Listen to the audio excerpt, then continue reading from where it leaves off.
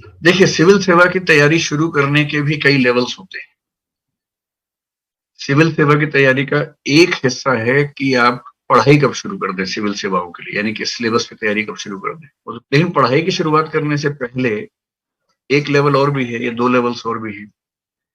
एक लेवल है कि सिविल सेवा परीक्षा की तैयारी के लिए अपने मन को मजबूत बनाना कब से शुरू कर देना चाहिए, क्योंकि मन की मजबूती बहुत ज़रूरी है इस परीक्षा में। ये 2 दिन, 4 दिन की तैयारी नहीं है। इस तैयारी में आपको लगते हैं लगभग 1 साल, 1.5 साल, 2 साल, कभी-कभी 3 साल भी। और वो भी ऐसा टाइम जिसमें आपको बहुत ज़्यादा पढ़ना पड़ता है। मतलब कभी-कभी 10 घंटे, 12 घंटे। शुरुआत में आप 6 घंटे पढ़ेंगे, फिर 8 घंटे होगा। धीरे-धीरे आपका खुद मन करेगा ज़्यादा पढ़ने का और तब तैयारी आपकी सीरियस लेवल पे आएगी। तो जब आपको 3 साल तक या 2 साल तक इतनी गहराई से इतना ज़्यादा मात्रा में पढ़ना हो, तो इसके लिए सबसे पहले तो मन का मजबूत होना ज़रूरी है। तो मेरे ख्याल से सबसे पहली ज़रूरत तैयारी के स्तर पे ये है कि आप अपने मन को मजबूत करें, संकल्प को मजबूत करें। दूसरी तैयारी है कि यूपीएससी की जो अपेक्षाएँ हैं आपसे, जैसा माइंडसेट आपका चाहिए, उस माइंडसेट की तैयारी करें। उस माइंडसेट में कुछ थिंकिंग स्किल्स हैं कि आपको सोचना कैसे चाहिए किसी भी मुद्दे पे।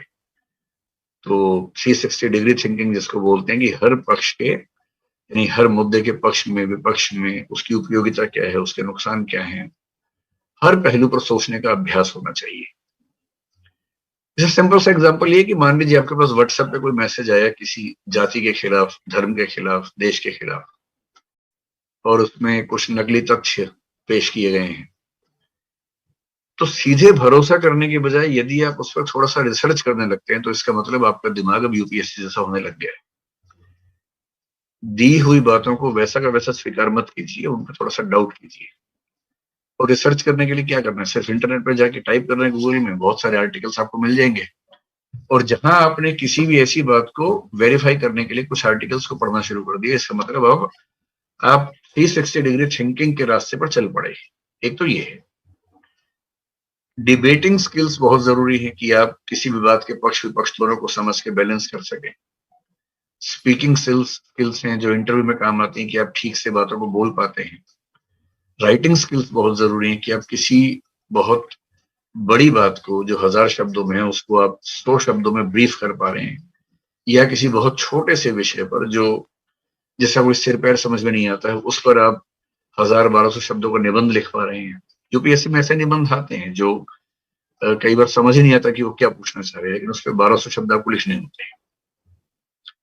तो मेरा कहना ये है कि वैसे तो अगर आप एक अच्छे स्टूडेंट रहे हैं और 20-21 की उम्र में शुरू करते हैं या 22-23 में शुरू करते हैं तो भी कोई दिक्कत नहीं।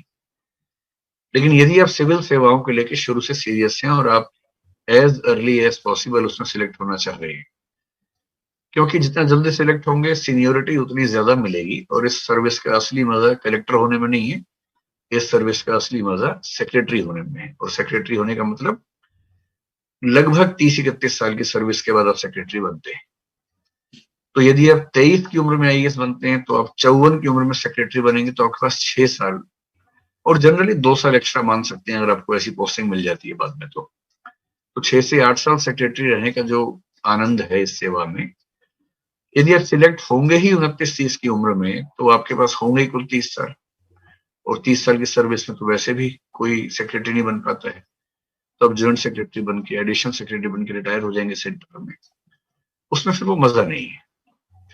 तो यदि कोई सीरियस है शुरू से, तो मेरा ख्याल है कि स्कूल और कॉलेज लेवल पर कम से कम स्किल्स के स्तर पे काम करना चाहिए। डिबेट्स बोलना, चीजों को ठीक से पढ़ के कॉम्प्रिहेंड करना, विस्तार में लिखना, संक्षेप में लिखना, ये कुछ ऐसे स्किल्स हैं।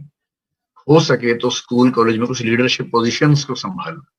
कोई सोसाइटी है स्कूल या कॉलेज में, उसके अध्यक्ष बन गए, उसमें थोड़ा सा नेतृत्व कैसे करते हैं, प्लानिंग कैसे करते हैं, कोऑर्डिनेशन कैसे करते हैं, सब कुछ साथ लेके कैसे चलते हैं, वो सब स्किल्स अगर आप पाएंगी, इन सब का फायदा इंटरव्यू में काफी ज्यादा मिलता है, क्योंकि आपका एक्सपीरियंस इतना रिच होता है कि आपके आंसर्स बहुत मैच्योर हो जाते हैं उसके बाद।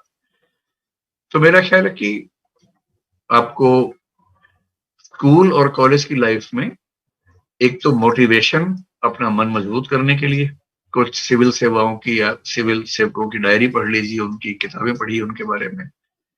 कुछ जैसे एक उपन्यास पिछले साल आया था 12th फेल, जो एक बच्चे की कहानी है जिसने 12वीं क्लास में फेल होने के बावजूद बाद में आईपीएस वो बना। मनोज उसका नाम है, अभी डीआईजी है महाराष्ट्र में।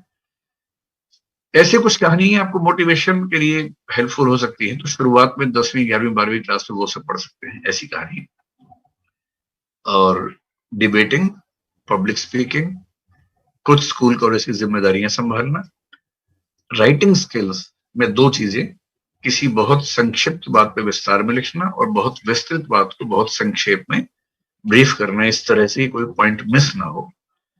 ये स्किल्स आप कॉलेज में अगर डेवलप कर लेते हैं तो मेरे ख्याल से कॉलेज के बाद, और यदि ये बहुत सीरियस हैं तो आप कॉलेज के फर्स्ट ईयर के बाद से सीरियस प्रिपरेशन में उतर सकते हैं। और अभी तो क्योंकि कॉलेज चल भी नहीं रहा है तो आप कॉलेज की शुरुआत से भी तैयारी कर सकते हैं।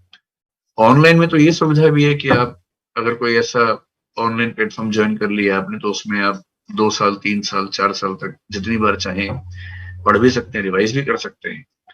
तो आप जिस भी यूनिवर्सिटी में, जिस भी कॉलेज में पढ़ते हैं, वहीं रहते हुए ऑनलाइन प्रिपरेशन की मदद से तैयारी की शुरुआत कर सकते हैं। पहले ये लिमिटेशन थी कि आप कॉलेज कर लेंगे, फिर आपको तैयारी करने के लिए किसी और शहर में जाना होगा, फिर वहां जाके आप तैयारी शुरू करेंगे। अब तो वो लिमिटेशन है नहीं, आप जहां भी रहते हैं वहीं से जो भी ऑनलाइन प्लेटफॉर्म आपको अच्छा लगे उस ऑनलाइन प्लेटफॉर्म से मदद लेके अपनी तैयारी शुरू कर सकते हैं। कॉलेज के साथ फर्स्ट या सेकेंड ईयर में शुरू कर देना चाहिए।